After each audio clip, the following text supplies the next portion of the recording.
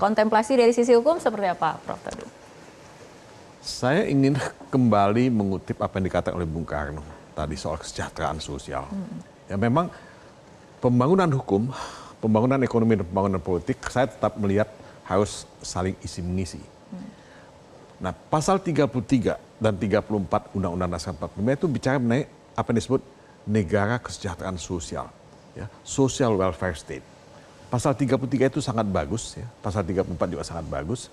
Nah, seharusnya hukum, kalau kita percaya sebagai a tool of social engineering, hukum itu mesti mendesain dan memfasilitasi pembagian kesejahteraan yang adil yang merata kepada seluruh rakyat. Nah, apa itu? Sebenarnya kalau kita lihat di negara-negara Skandinavia, Eropa Barat, yang paling penting itu kan pendidikan. Kedua, kesehatan. Ketiga, employment. Keempat, pensiun hari tua. Nah, tentu ini tidak cukup.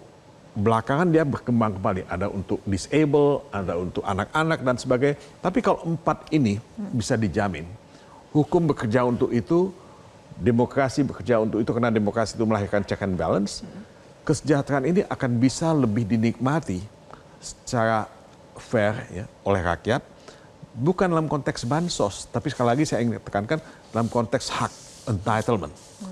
Nah, inilah politik hukum ke depan sebetulnya. Kalau kita mau bicara mengenai politik hukum ke depan dalam rangka memperingati kemerdekaan yang ke-79 ini. Nah, saya tetap tidak mengerti kenapa kita sekian lama merdeka, kita tidak bisa membangun satu sistem yang menjamin kesejahteraan itu. Nah, kita bisa belajar banyak dari pengalaman negara lain, ya. Apakah kita mau, ya, memberikan kesejahteraan sosial atau welfare itu dalam konteks yang universal, ya. Ini dilakukan di Skandinavia. Siapapun dia punya hak welfare tanpa membeda-bedakan suku, agama dan sebagainya dan latar belakang sosial ekonomi.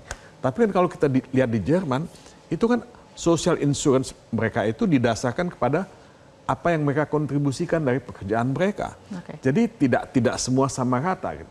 Jadi sistem ekonomi mereka itu mereka sebut social market economy. Nah, hal-hal semacam ini kita bisa combine, kita bisa terapkan di Indonesia dan banyak orang cerdas di Indonesia yang bisa melakukan itu. Nah, ini yang menurut saya tidak terjadi, ya.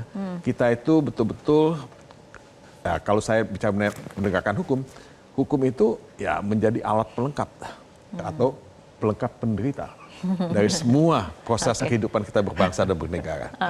Baik. Jelajahi cara baru mendapatkan informasi. Download Metro TV Extend sekarang.